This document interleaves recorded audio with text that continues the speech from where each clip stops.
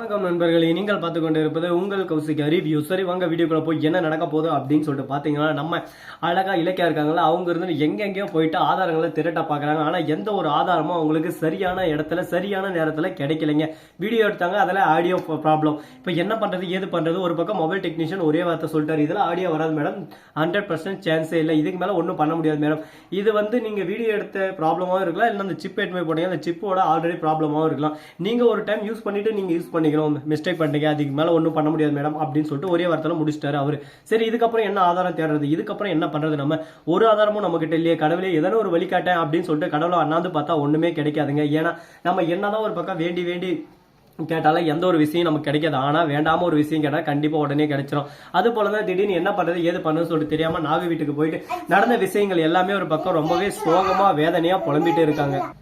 அப்படியே நாகுவோட குடும்பத்துக்கிட்ட எல்லா விஷயத்தையும் நடந்தது நடக்க போறது எல்லாத்தையும் ஒரு பக்கம் வேதனையோட சோதனையோட சொல்லிருக்காங்க. உடனே அவங்க பார்க்கணுமே என்ன சொல்றாங்க அப்படின்னு சொல்லிட்டு பாத்தீங்கன்னா, என்ன பண்றதுன்னு எனக்கு ஒன்றும் புரியலன்னு சொல்லிட்டு இருக்கேன். நான் சாட்சி சொன்னா ஏத்துவாங்களாக்கா? நான் சாட்சி சொல்றேங்க, என்னென்ன நடந்துச்சு என்னென்ன ப்ராப்ளம் வந்துச்சு நான் சொல்றேங்க அப்படின்னு சொல்லிட்டு சொல்றாங்க. சின்ன பொண்ணை பார்த்ததும் ஒரே ஆச்சரியம், எங்க அப்பாவோட உயிரே காப்பாத்திருக்கீங்க, எங்க அப்பாவை புது மனசுல மாத்திருக்கீங்க, எங்க அப்பா இது வரைக்கும் எங்கிட்ட நல்லா பேசின்னு அவ்வளவு சந்தோஷமா பார்த்தது இல்ல, நிம்மதியான ஒரு தூக்கினாரு, திடீர்னு போன் வரும், எந்த இடத்துல இருந்து ஆளுங்க வந்து கதவை தட்டுவாங்கன்னு தெரியாது. ஆனா இப்ப அந்த மாதிரி எந்த ஒரு பிரச்சனையும் இல்லைக்கா, இதுக்கு எல்லாமே நீங்க தான் காரணம், உங்களோட முன்னேற்றம் எங்களோட முன்னேற்றமா நாங்க பாக்குறோங்க, கண்டிப்பா நாங்க உதவி செய்யறோம் அப்படின்னு சொல்லிட்டு சொல்றாங்க. இந்த விஷயத்த ஆனா பரவ விடக்கூடாது, ஏன்னா கொஞ்சம் இந்த விஷயம் காத்துல பரவுற மாதிரி பரவனாக்கா எஸ்எஸ்கேவோட ஆளுங்க எல்லாம் சேர்ந்து ஒரு பக்கம் நம்ம நாகுவோட குடும்பத்தை கிட்னாப் பண்ணி வைக்கிறதுக்கு வாய்ப்பு இருக்கு. அதனால ஒவ்வொரு விஷயத்தையும் பார்த்து பார்த்து பார்த்து செய்யணுங்க. எந்த ஒரு விஷயத்தையும் அசால்ட்டா ஓட்டோம்னா அசால்ட்டா தூக்கி தப்பிட்டு போயிட்டே இருந்துருவாங்கன்னா பாத்துக்கங்களேன். சரி, போனதெல்லாம் போயிருச்சு, இதுக்கப்புறம் என்ன பண்ண போறோம் ஏது பண்ண போறோம் அப்படின்ற விஷயத்த நாம பார்க்கலாம் வாங்க.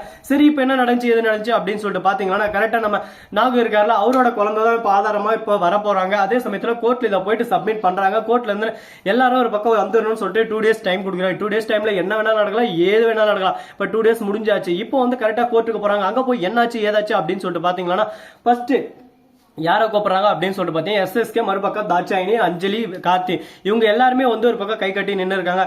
நீங்க இந்த மாதிரி குற்றச்சாட்டு மேல குற்றச்சாட்டு எங்க கஷ்டிக்காரர் கௌதம் மேல போட்டு இருக்கீங்க, எங்க கௌதம் எந்த ஒரு தப்பும் செய்யல, நீங்க இந்த மாதிரி அவங்க மேல தப்பே செய்யாதவங்க மேல தப்பான ஒரு பொய் கேஸ் போட்டு கோர்ட்டோட நேரத்தையும் அவங்களோட நேரத்தையும் வீணடிச்சிருக்கீங்க. இதுக்கு உங்களுக்கு சரியான தண்டனை, தக்க தண்டனை கண்டிப்பா கிடைச்சாகணும்.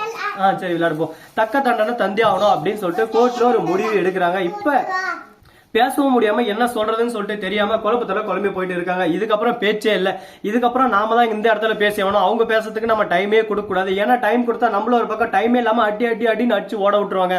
அதனால எந்த ஒரு விஷயம் செஞ்சாலும் நல்லா யோசிச்சு 10 டைம் ஒரு டைம் திங்க் பண்ணி செஞ்சாகணும். எந்த விஷயமா இருந்தாலும் சரிங்க, கரெக்டா திங்க் பண்ணி செஞ்சோம்னா அந்த இடத்துல நாம தான் கிங்கு அப்படின்ற ஒரு ஆணித்தனமான ஒரு பதிவை நம்ம சொல்லிடலாம். சரி, இந்த மாதிரி எல்லாம் ஒரு பக்கம் 1 by 1 போயின்னு இருக்கு. அந்த குழந்தை வருது. குழந்தை நீதிபதி ஐயா, இந்த மாதிரி தான் எங்க அப்பா இந்த மாதிரி எல்லாம் தப்பு செஞ்சுதான் அந்த கார்த்தி அங்கிள் எங்க அப்பா தான் கடத்தி வச்சிருந்தாரு. இந்த விஷயத்தெல்லாம் தெரிஞ்சுக்கிட்டேன் நான்.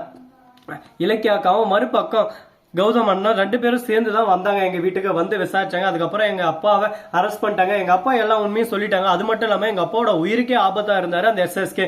இது எல்லாமே முழுக்க எங்க அப்பாவை காப்பாத்தி இந்த கோர்ட்ல சப்மிட் பண்ணி அவர் இப்ப நல்லவரா திருந்தி ஜெயில இருக்காருன்னா அது முழுக்க காரணம் இலக்கிய அக்கா தான். இலக்கிய அக்காவுக்கு எதிராக தான் இவங்க இருந்தது, எங்க அப்பாவை தான் கடத்தினது அப்படின்னு சொல்லிட்டு எல்லாத்தையும் சொல்லிடுறாங்க. உடனே கோர்ட்டு சின்ன பிள்ளை கோர்ஸ் எப்படி நேர்த்துக்கும் அப்படி இப்படின்னு சொல்லிட்டு சொல்ல, என்னது ஆதாரத்தோட தான் எல்லாம் பேசின்னு இருக்கோம் அப்படின்னு சொல்லிட்டு கரெக்டா அந்த தலைவன், அதாவது அவன் பேர் மறந்து போச்சு, யாருன்னு சொல்லிட்டு சிவா டாக்டர், அந்த சிவா டாக்டர் இருந்து கரெக்டாக அவன் பேசின வீடியோ ஆடியோ கிடைக்கலன்னு இருந்தாலும் திடீர்னு போனு சுவிட்ச் ஆஃப் ஆகி ஆனது. அந்த ஆடியோவை திருப்பி ப்ளே பண்ணி பார்க்குறாங்க. உடனே வீடியோ அப்படியே வாய்ஸ் வந்துருது, அதை எடுத்து போய் காட்டுறாங்க.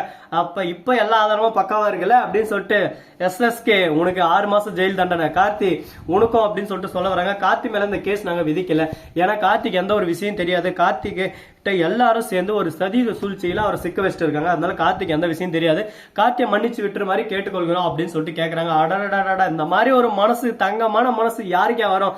தங்கையா சொக்கா தங்கையா சொக்க தங்கம் ஜுவல்லரி அப்படின்ற மாதிரி சொக்க தங்கம் இவங்களால ஒண்ணுமே பண்ண முடியாது. சரி, வெற்றி தான் ஒரு பக்கம் நிச்சயம் சொல்லிட்டு தெரிஞ்சு போச்சு. இதுக்கு மேல எந்த ஒரு பிரச்சனையும் இல்லை, எல்லாமே ஆல் கிளியர் அப்படின்ற மாதிரி தான் ஒரு பக்கம் போயின்னு இருக்கு. இதுக்கப்புறம் என்னென்ன நடக்க போகுது, ஏது நடக்க போகுது, எப்படி இதை கொண்டு போக போறாங்க அப்படின்ற ஒவ்வொரு விஷயத்தையும் நம்ம 1 by 1 இன்ச் பை இன்ச்சா பார்த்து தெரிஞ்சுக்க போறோம். அதுக்கு முன்னாடி நீங்க என்ன பண்ணணும் அப்படின்னு சொல்லிட்டு உங்களுக்கு நல்லாவே தெரிஞ்சிருக்கும். அதுக்கு முன்னாடி ஒரு குட்டி பிரேக்னு சொல்லிட்டு சொல்லி வரலாம். சரி, இதெல்லாம் ஒரு பக்கம் போட்டு சொல்லிட்டு விட்டாலும் மறுபக்கம் என்ன நடக்குதுன்னு சொல்லிட்டு பாத்தீங்களா, நம்ம தாட்சாயின் இருக்காங்களா, இலக்கியா இது மட்டும் என்னைக்குமே நிரந்தரம் சொல்லிட்டு நினைச்சுக்காத, உனக்கு கூடிய விரைவில் கூடிய சீக்கிரம் தேடி வந்து அடிப்பேன். அடிக்கிற ஒவ்வொரு அடியும் இடி மாதிரி இருக்கும். அப்ப தெரியும் நான் யாரு என்ன எவரு லொட்டு லொசுக்குன்ற விஷயம். சும்மா நீ பேசணும்னு சொல்லிட்டு பேசணும் இருக்காத. ஸோ நண்பர்களே, இந்த வீடியோ பிடிச்சிருந்தா லைக் பண்ணுங்க, கமெண்ட் பண்ணுங்க, ஷேர் பண்ணுங்க, டிண்டிங் பெல்ல தட்டி விட்டு போங்க. அப்பதான் நான் போற அடுத்தடுத்த வீடியோ உடனுக்குடன் வரும். மிக்க நன்றி. தேங்க்ஸ் ஃபார் வாட்சிங். Tata, see you. நன்றி, வணக்கம், வந்தனம், வருக தருக. Tata, bye bye.